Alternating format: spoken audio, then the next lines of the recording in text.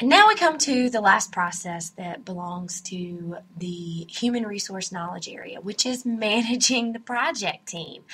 Um, you know, since we have such a brief amount of time to cover so much ground, typically when I'm talking about each of the knowledge areas and the processes that belong to them, I have a tendency to focus on the outputs of the process, what you can expect to get out of it. And we're certainly going to talk about that in terms of managing the project. But this is another one of those processes where I think that it's worth taking a little time to talk about the tools and techniques, the how do you get to the desired outcomes is just as important as the outcomes themselves.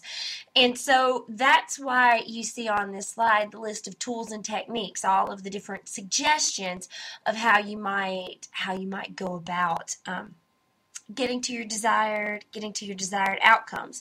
So let's take a little bit to talk about each of these. First of all, observation and conversation. This has been a consistent theme throughout the semester. Project managers need to be paying attention to what's going on the project, and that's not paying attention to Gantt charts or software or these different tools that are available. It's getting out there and talking to your project team, observing what is going on, talking to people so that you have a real sense of what's actually happening. Staying engaged with your people. This is an important concept to management regardless of whether it's project management or otherwise. So getting out there, staying engaged. Being able to appraise how the project is going as you're dealing with team members, clarifying roles and responsibilities where there are ambiguities around that. I talked earlier about when I was the scheduler on that campaign and how our project manager did a really good job of defining roles and responsibilities and authority and all that. Well, that still didn't mean that there weren't issues kind of around the edges where people weren't clear what their authority was. I remember vividly a situation that I came into with one of our field representatives, which we had 5 field representatives. Each were assigned to a different geographic area of the state of Mississippi, and they were responsible for constituent relationships in those areas. And whenever Governor Musgrove was going to travel to one of those particular areas, they were responsible for coordinating that event, making sure that our key contacts in that area knew we were coming, all of those types of things. Well, typically the way it worked is when we had made a decision that an event was going to go on the governor's schedule, then what would wind up happening was the field representative who was responsible for that area would kind of take charge of helping me with some of the logistics. For instance, I would make arrangements for the airplane to get the governor there, but then when they landed in that area, the field rep was responsible for arranging transportation from the airport to the event, that kind of thing. Well, there came a day where there was an event on the schedule. I had started to take for granted that field reps knew this was part of their roles and responsibilities.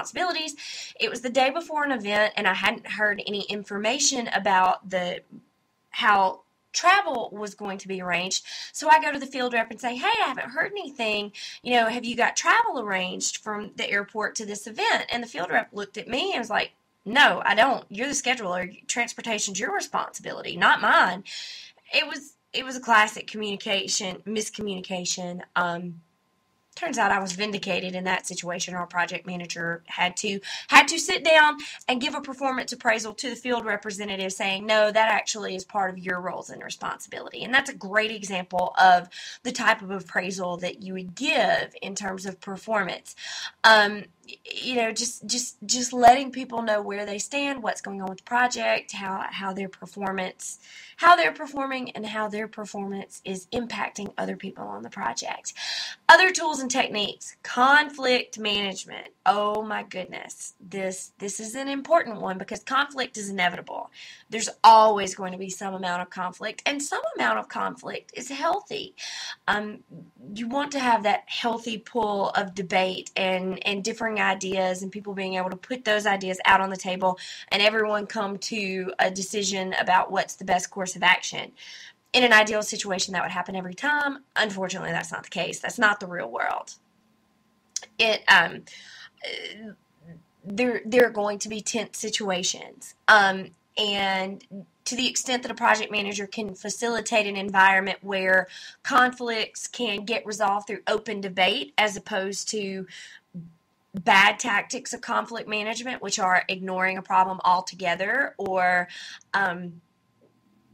coming up with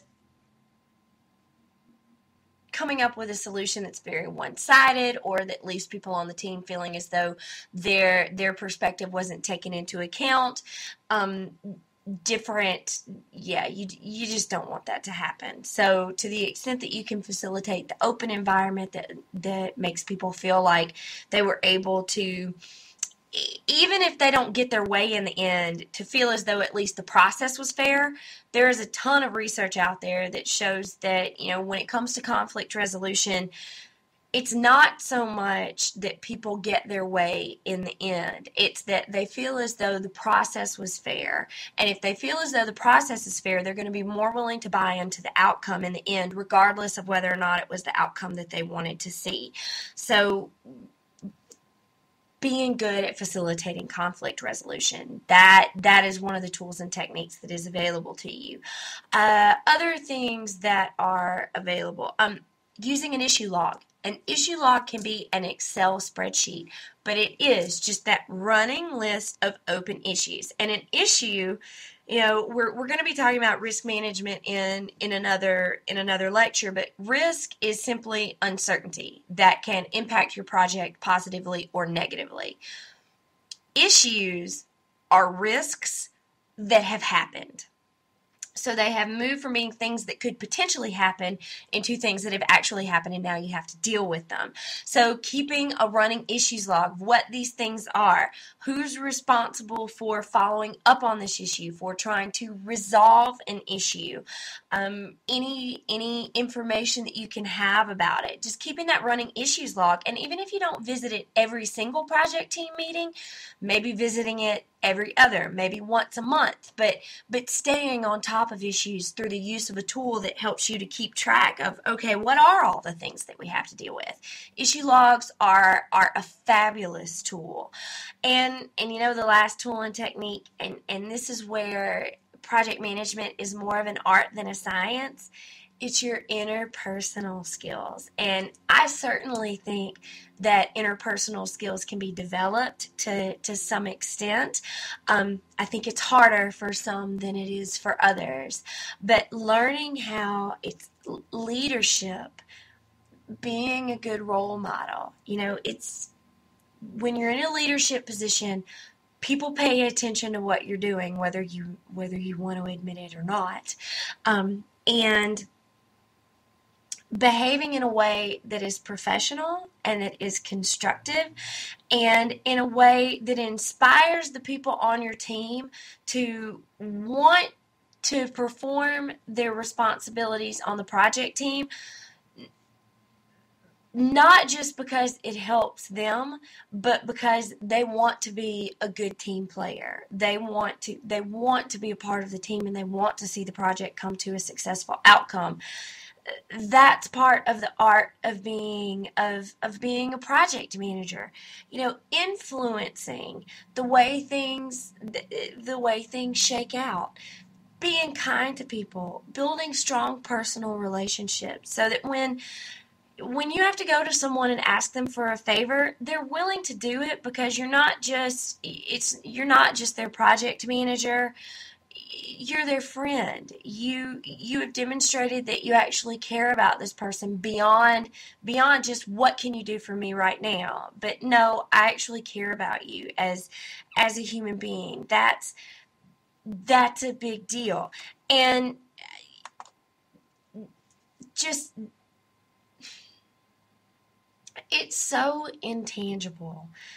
But just being able to demonstrate that you actually care about people goes so far in getting what you want professionally. I know it sounds selfish when I say it that way, but if you truly, I honestly believe this. If you are a leader in the sense that, you know what, you might not be the most perfect conversationalist, you you might not know the PMBOK backwards and forwards, but the people that you work with like you and respect you, and you care about them and they care about you, then that's going to do a ton to help your project reach a successful conclusion. And all of those tools and techniques, all of these tools or techniques are so important to being an effective project manager. So this is just a high level overview of how you do it. Now we're going to talk about what the expected outcomes of that might be.